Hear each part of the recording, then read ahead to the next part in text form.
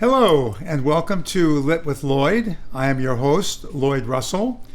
And thanks to KCAT, we have another session of our podcast.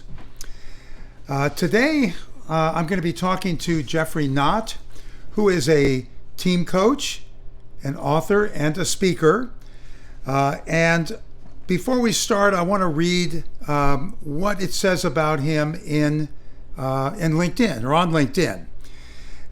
He says, I bring to my clients over 30 years of working knowledge of business operations excellence. I aim to be their number one source on how to implement unimaginable business breakthroughs and maintain their competitive edge in the industry. I desire to see my clients thrive and not just survive. I think that sounds like a great way to start.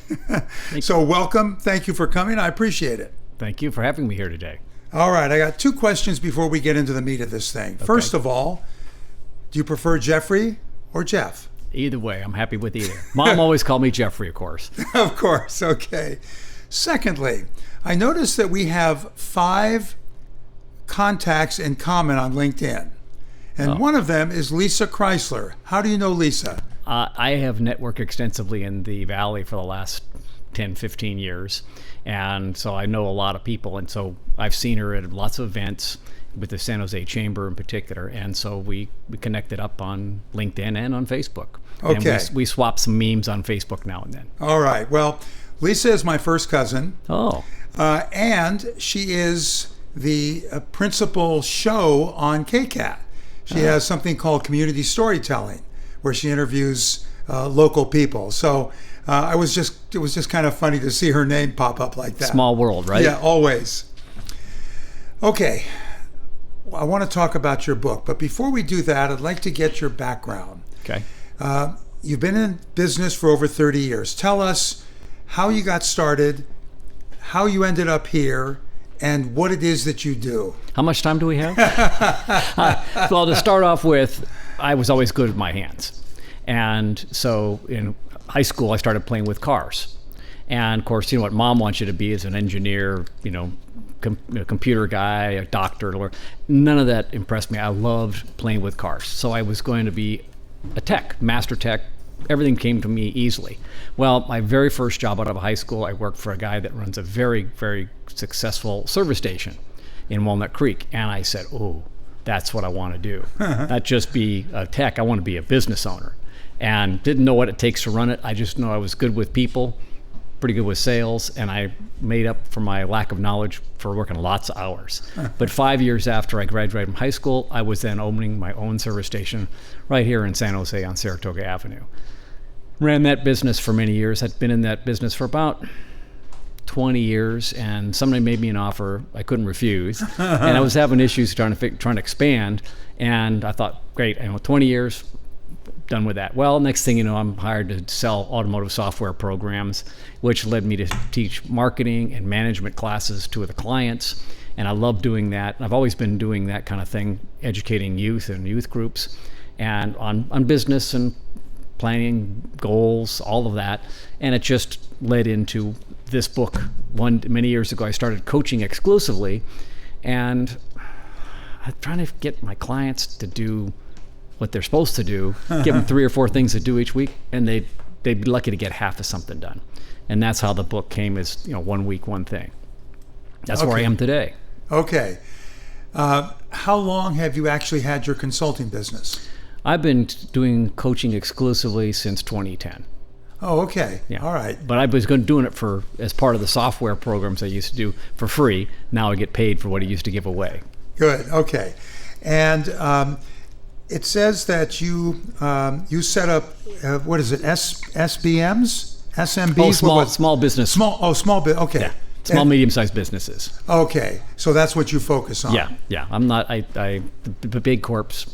No, that's not my forte. I love helping the small to medium-sized business owner, because usually they don't have the resources to hire the high-end consultants. They haven't got the money. They haven't got the time. Plus, it's a unique deal. So I can speak the language since I've got the scars on my hands to prove it. Being a small business owner. Because of your background, do you focus on the trades? I mean, The trades are my specialty. Yes, they're the easiest to work with as far as getting improvements.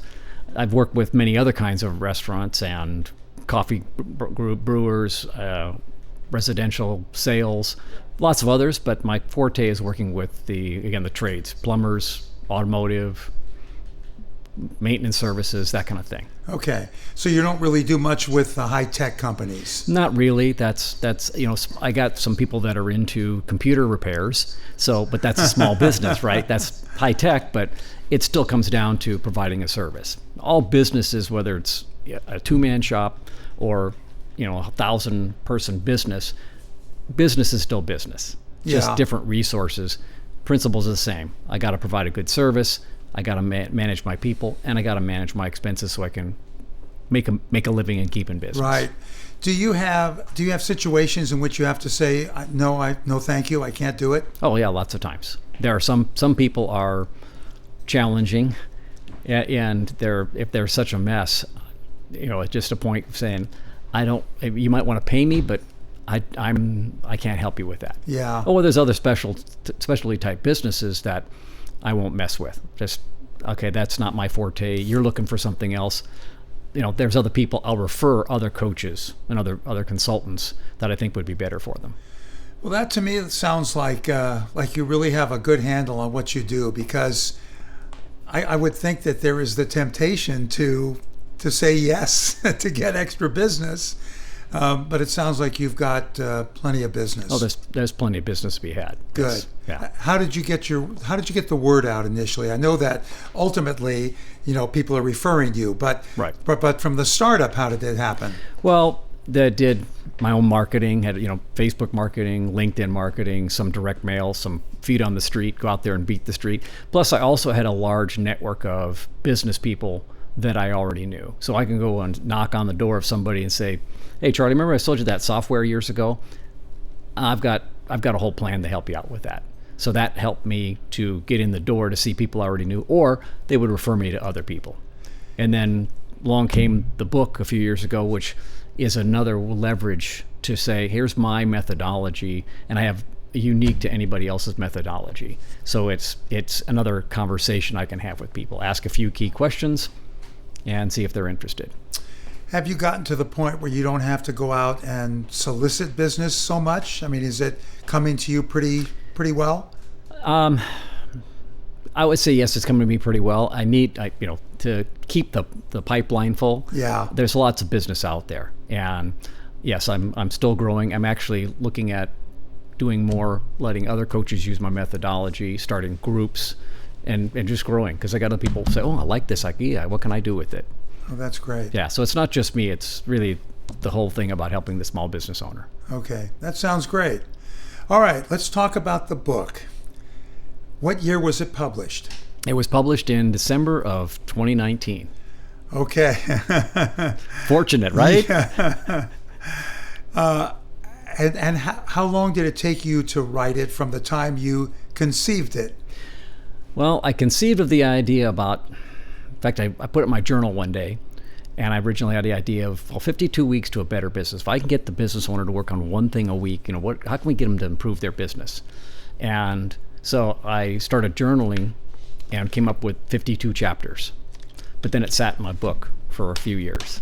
And it wasn't until a friend of mine I was talking to, she was writing a book, and I said, "How you doing that? What you doing?" And she told me all about this class at Santa Clara University where a professor from Georgetown helped a couple of colleges across the country, help the college seniors get credibility in writing a book. And of course, let other people in, like myself and my friend who aren't students there, to help us write a book within a year. So February of 2019, I signed up for the class, and by December 1st of 2019, my book was published, or at least was sent to the presses, edited, all done.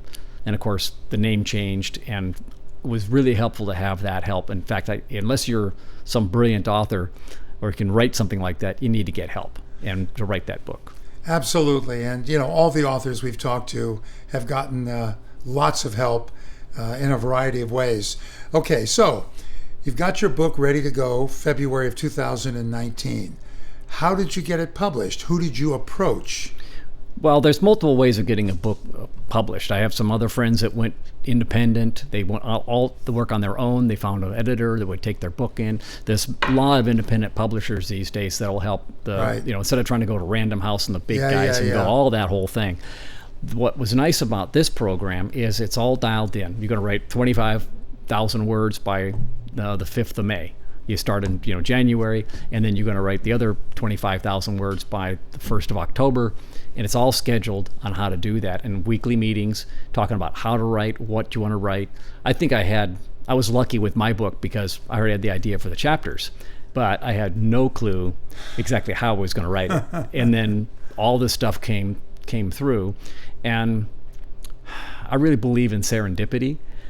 When in the process of writing the book, like one time I was at a trade show, and a guy was a marketer. He started talking about working with small business owners and the blah blah blah blah. And I said, "Can I interview you? What? I want to put you in my book. I want to hear. I want to put that story in there." So my marketing chapter, that guy just happened to show up at the right time, the right place to give me this story that anchored my marketing chapter. And that kind of stuff just flowed. So it really came together. It would still work. I mean, I would lock myself in the room and tell my wife, I can't leave until I'm done. She was so happy when the book was published, right? She can have her husband back, as well as trying to run business at the same time.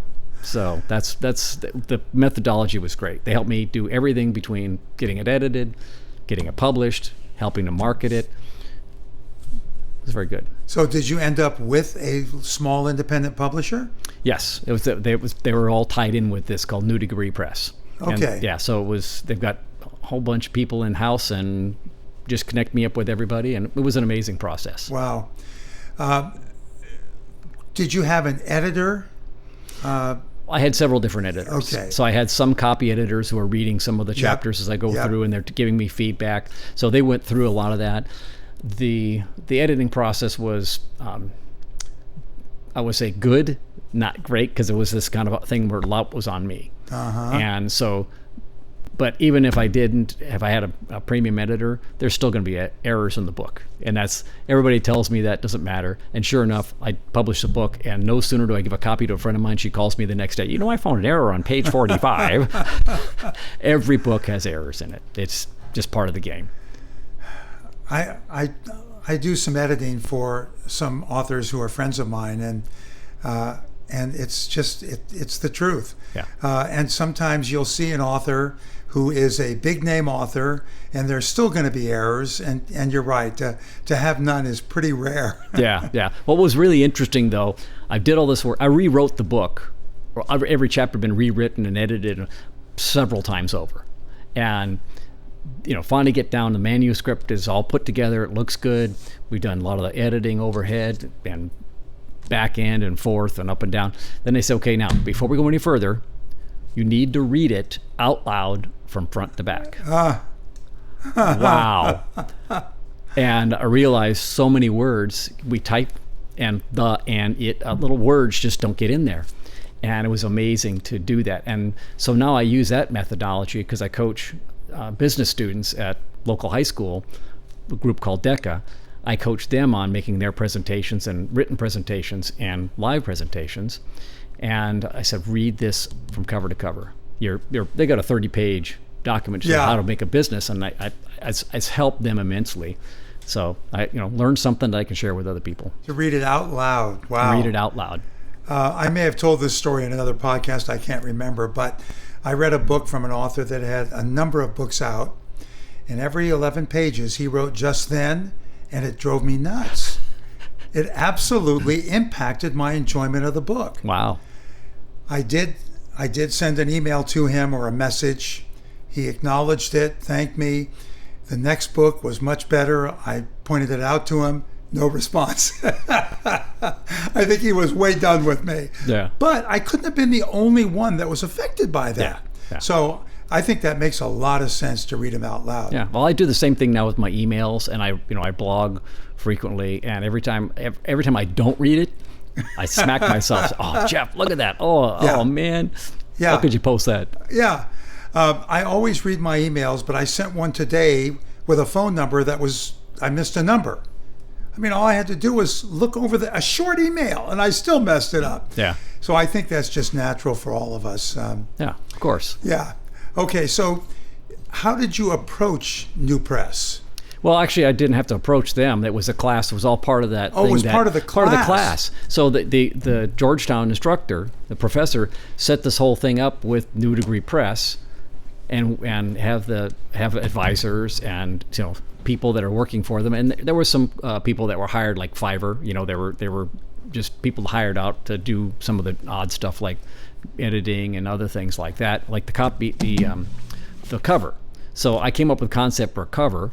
My daughter, who's pretty good with graphics, made up some of that, and then we gave it to the copy editor the cover editor, somebody else that is hired by the New Degree Press to do that. So they had all kinds of people in there. I didn't have to go hunting for it, which was amazing because that's half the problem. So you go out and you talk to an editor or a publisher, but do you have your editor? Do you have this person, that person? All the stuff that goes with it. It's a lot of work. Yeah. I have to admit, I got ADHD, certifiable, and I try to not go after the flashy objects, and so having that accountability as well as guide made a huge difference. Yeah. Okay. All right, we got to take a quick break, and then we'll be right back.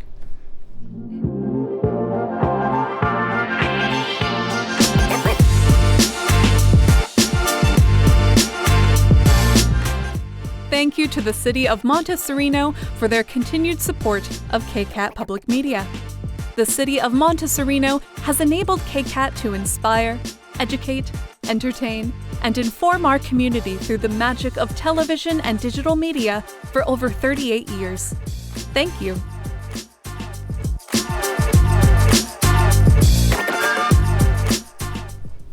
And we're back with Jeffrey Nott. I'd like to ask just a couple more questions about the book. Sure. Is it in ebook or audiobook? It's an ebook, but it's not really designed to be an audiobook. And people say, when you can do it audio? I'd be happy to do it, but again, the whole premise of the book is you read the 4 pages and you pick whichever week you want, but you could do sequentially, and then you work on that one chapter.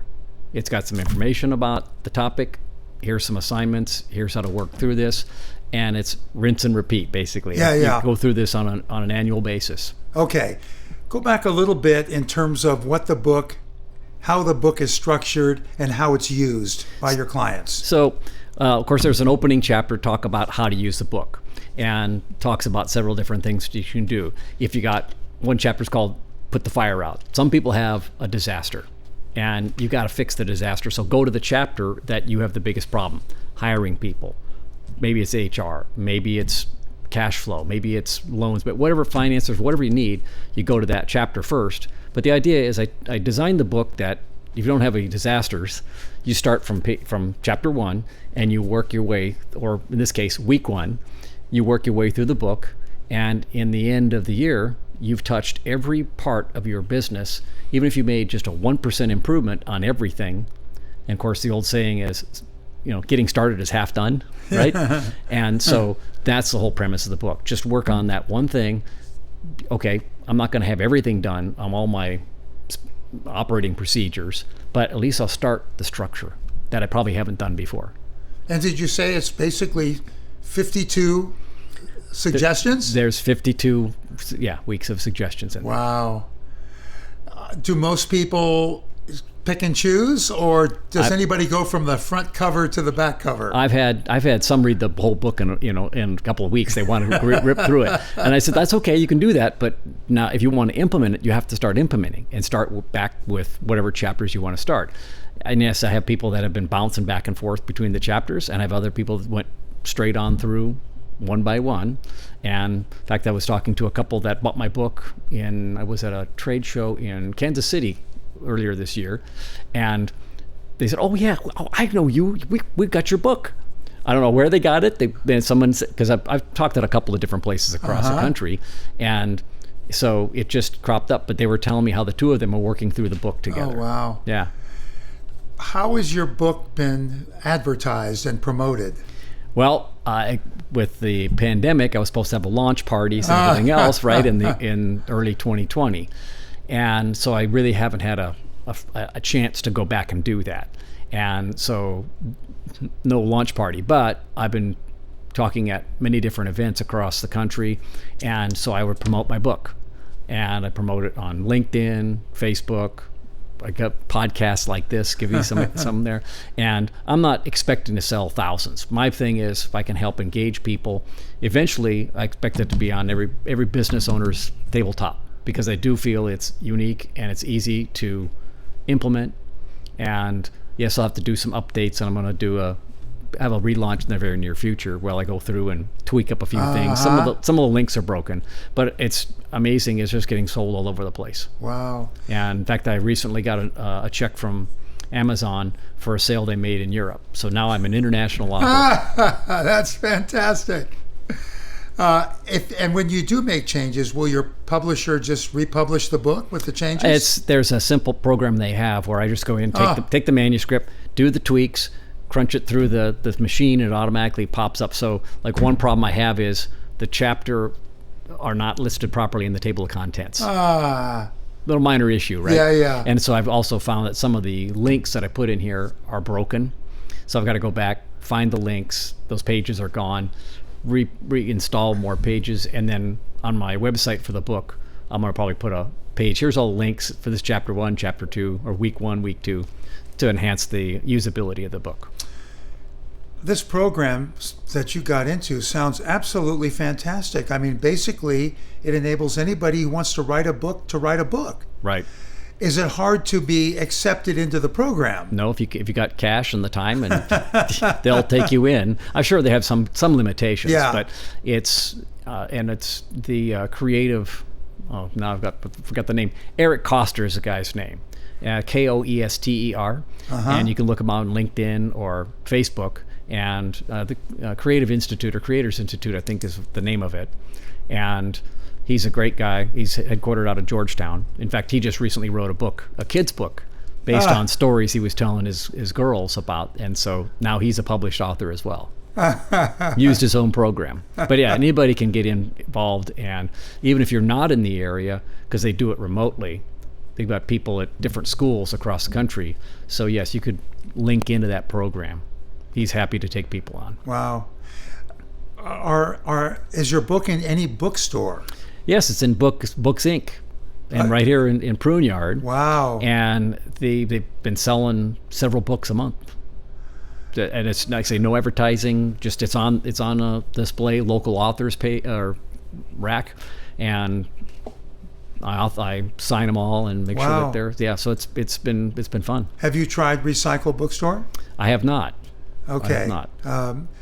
I have a pretty strong connection with them. Okay. If you're interested, I can make a connection for you. Please. Okay. But I have to write it down, because otherwise there's a 90-10 chance I'll forget. Forget what? Speaking of recycled books, here's another funny story. So I gave a lot of books away at some different trade shows and things where people won it on a drawing.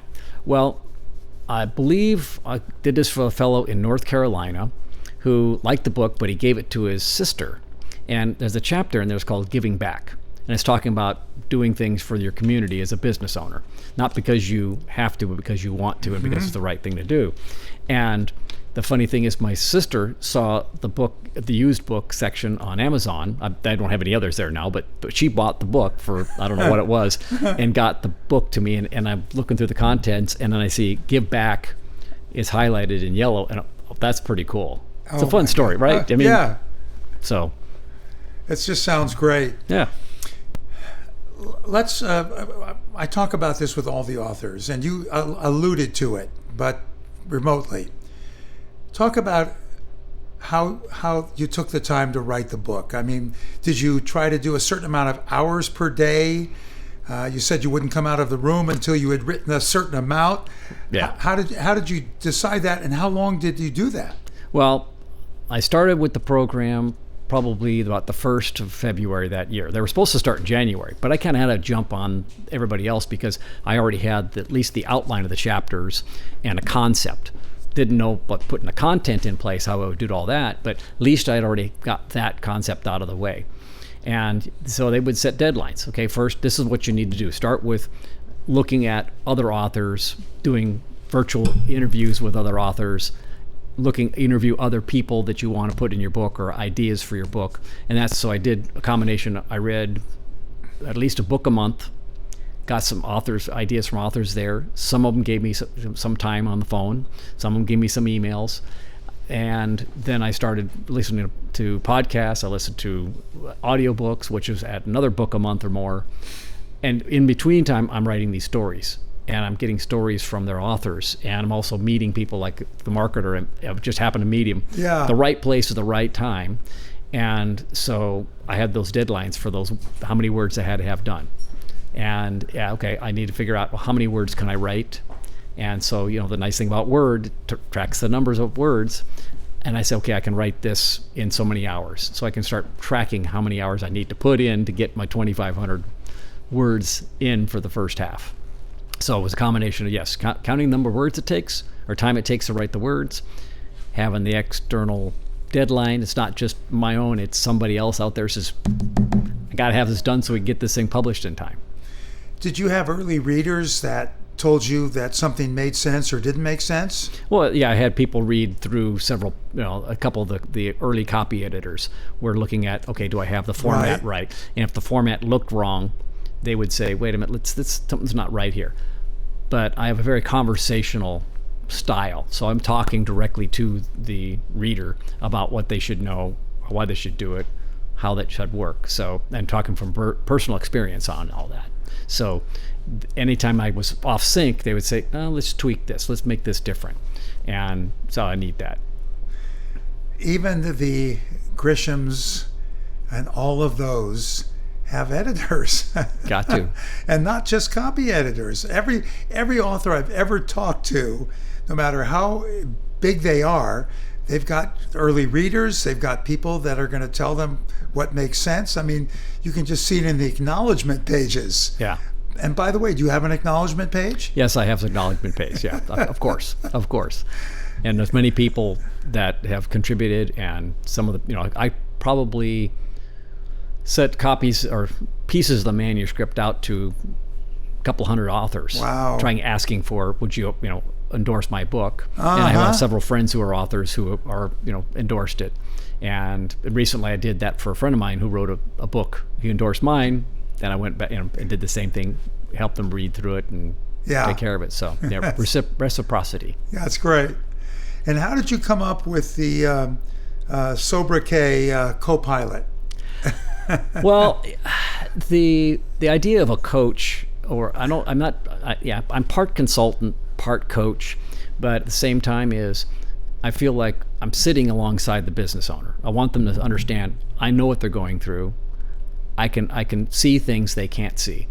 I'm not flying the plane. I'm not going to jump in, even though many times I want to say, just go home, I'll fix the mess, you'll come back and you'll make a mess again. But that doesn't fix the problem. Right. So I like the idea of being a co-pilot. I'm right there by you.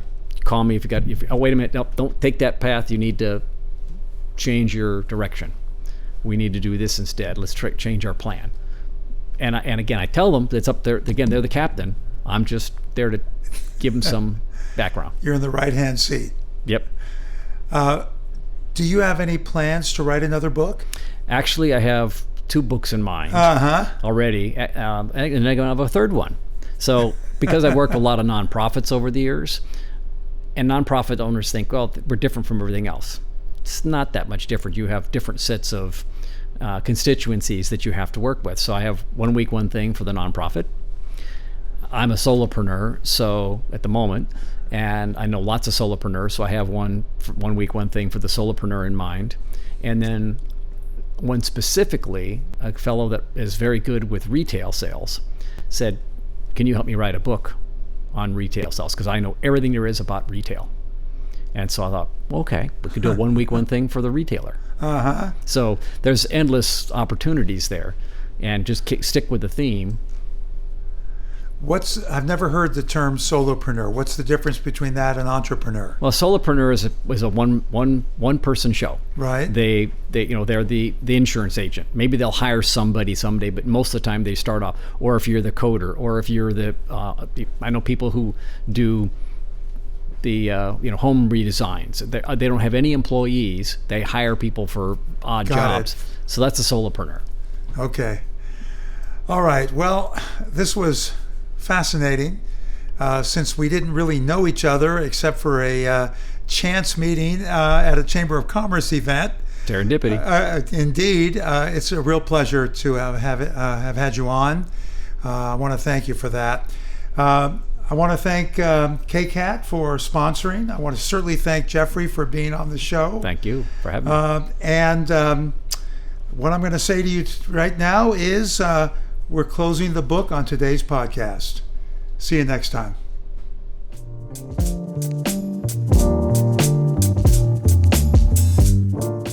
You just heard Lit with Lloyd here on KCAT Radio. Explore all our KCAT original programming at kcat.org/radio.